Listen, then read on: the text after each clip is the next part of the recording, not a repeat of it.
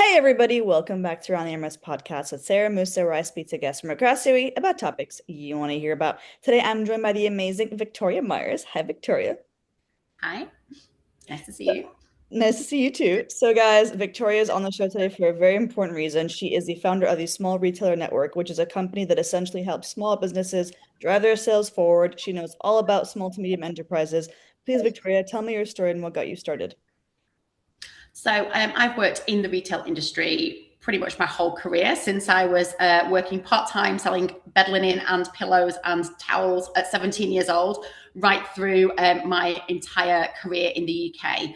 And I came to the UAE in fact, 8 years ago today was the day that we moved to Dubai. We came here as part of my husband's job. At that point, I was on a career break because I had small children. And when I was ready to sort of get back into the workplace, I was looking around and I didn't really want to go back to the kind of corporate life that I'd had before. I'd worked for a lot of big brands in the UK, places like Karen Millen, Radley London, Kukai, Arcadia Group. And I knew the demands that were placed on people who work for them. So I wanted to do something that was a little bit more flexible and was going to work a little bit better for me. But I could also see by looking around that there were loads of amazing small businesses here in Dubai, here in the UAE, that had great products, had loads of creativity. They were really unique, but I could tell from my experience that they maybe didn't have the experience to make the most of that brand, to sell it effectively, to really maximize the opportunities that they had. So I could see that opportunity to help them to use all this knowledge and experience that I gained in these 20 years of working in the retail industry to help them to implement those strategies, implement those tools, think like a big business for their small business and to help it to grow. So I started working, doing some consultancy work for some of the small brands, but I could see there was these constantly the same kind of challenges that they were experiencing and the same kind of emotional challenges that they were experiencing as small business owners. So that's where I decided that I wanted to try and bring together product business owners to share their common experiences, to share their ideas, to support each other and to help each other to grow, with me as the kind of captain of the ship to help them to implement things as they went along. So that's where the idea of the Small Retailer Network came from. And I've been doing that now for the last 4 years here in Dubai. That is very cool. I've never heard of a business like that does this kind of thing before. And obviously, Mm. I know that your main kind of job is to help businesses that are under that challenge. And what would you say has Mhm. been your biggest challenge in this process?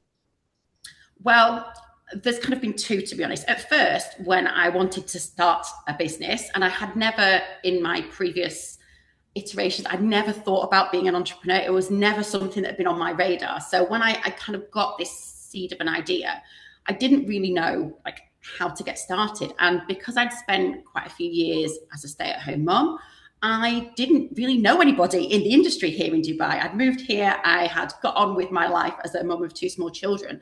And so the first challenge that I really had was like connecting with people. I could see these brands around me, but I didn't know the people behind them. I didn't really know how to connect with them and get to know them.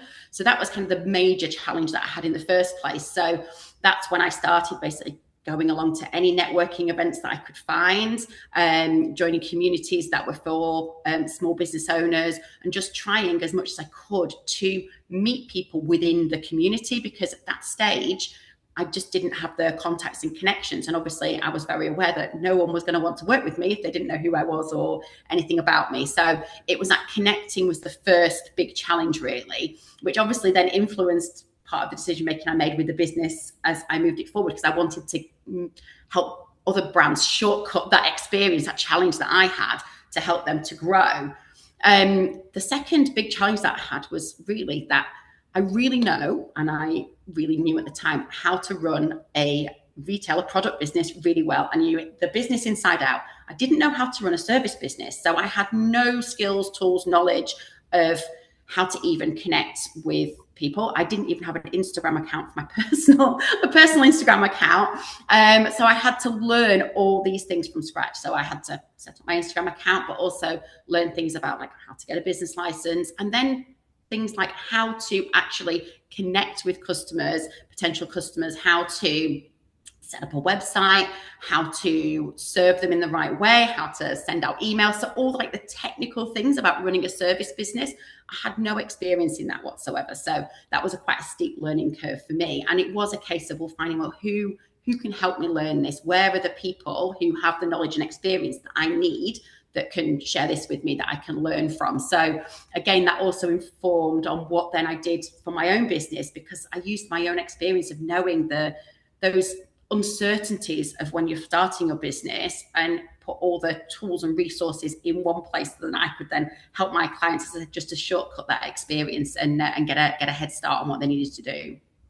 I really appreciate kind of the detail that you've taken me through that and admitting that you needed help. I think a lot of people Mm. forget that it's okay to create a big network and ask for help. People think, no, I can do this on my own. But you very rightly said you need to get that help. You don't know, you didn't have an Instagram profile, you didn't know how to build a website, and it's Mm. not something that you can do easily on your own if you don't have the tools for it. But I'm curious, what does a day in the life look for you? Like what is like a just a standard day in your company look like?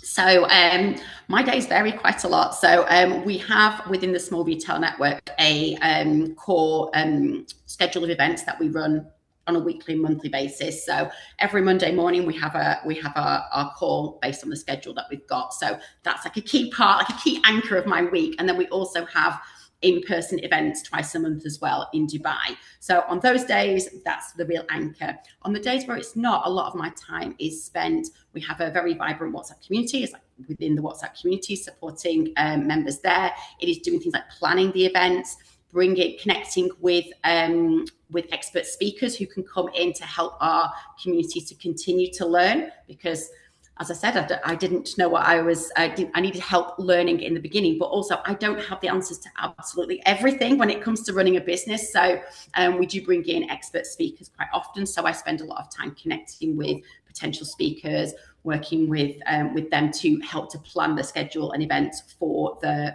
small retailer network. And then I do spend a lot of time also going out to events. Still, that networking that I did at the beginning, it's still so important. So I get out there and I go to networking events and community events within other communities.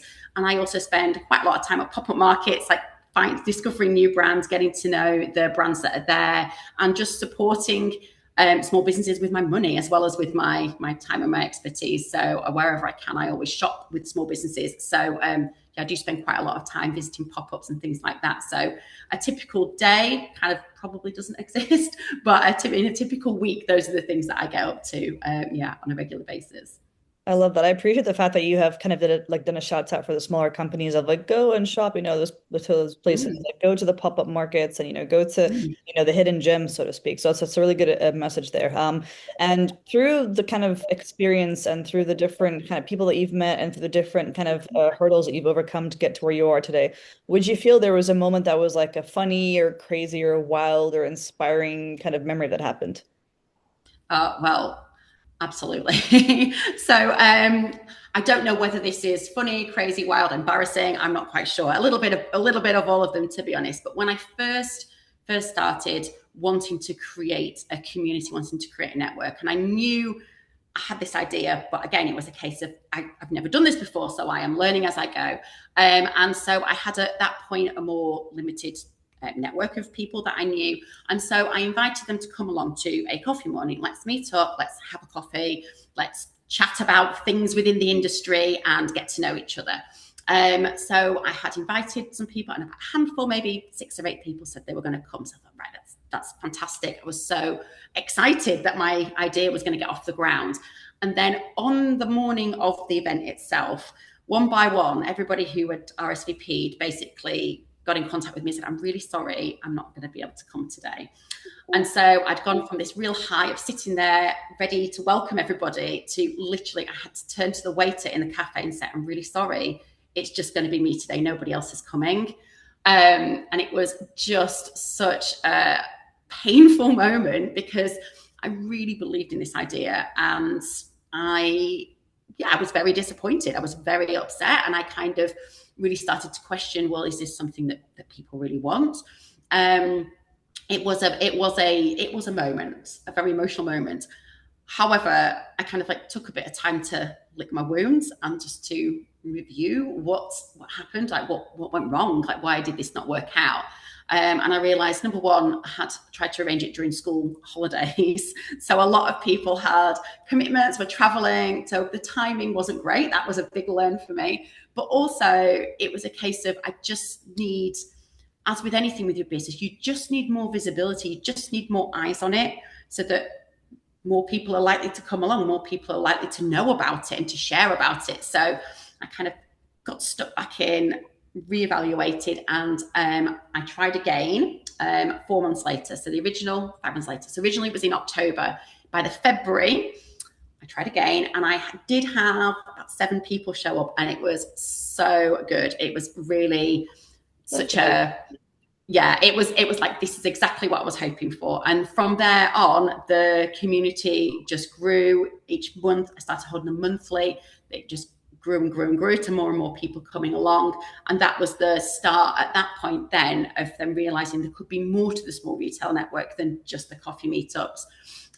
But that initial time, that initial kind of failure basically really informed then a lot of what I did moving forward, because it was even made it much more clear to me how important it is to keep connecting with people, keep growing your network, keep reaching out to people.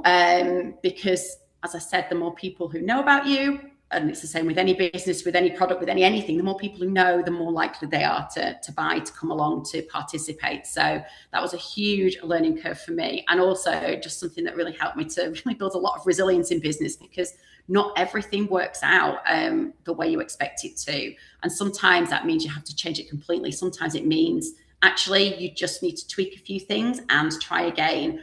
But yeah, that was quite a lesson for me. And it is a story now that when I look back, I think, oh my goodness, I can't believe that happened. Like it was such a low point at the time. But now when we Yeah. still hold these monthly coffee mornings now, when I look around the table and I see everyone chatting and connecting, I think, oh, I've come a long way from there. And so as a community. So it's a bit of a painful origin story, but at the same time, it's one that really makes me grateful and recognize like the path that we've trodden and how far we've come. No, I love that. I love the kind of humanity you've shown in that story. It's important for people to understand that, if at first you don't succeed, try again. And the message that I got from the story, and that I'm sure the listeners will get as well, is the fact that you don't just get kind of, yes, you're allowed to feel wounded, as you said, but that doesn't mean that you kind of stay there. Like what matters is how you react and how you take yourself forward from that, not, what just staying there and being sad and feeling sorry for yourself. So I appreciate the fact that you encourage and reinforce the idea that trials are okay. It's okay to have failures. It's okay to have the setbacks. And this brings me to my last message for you today, Victoria, or my last question for you today. What final message do you have for the listeners? I really think the piece of advice I would give to anyone in business and in life is just to find your tribe, find your people, because no matter what you're going through, there's always other people who are going through the same thing as you. And having that network of support around you, whatever it is that you're doing, just makes the road easier, and it just makes it more enjoyable. So for any point in my life when I've been doing anything, whether that is like when I was having my first baby, whether it's when I was losing weight, whatever it was I was doing, I always find who are the people who were doing it with me, and you get much better results and have much more fun doing it together. So that's why I'm such a passionate believer in community, and why I've built this business and continuing to build it, because I know the value of community and finding the right people to support you can just make such a huge, huge difference.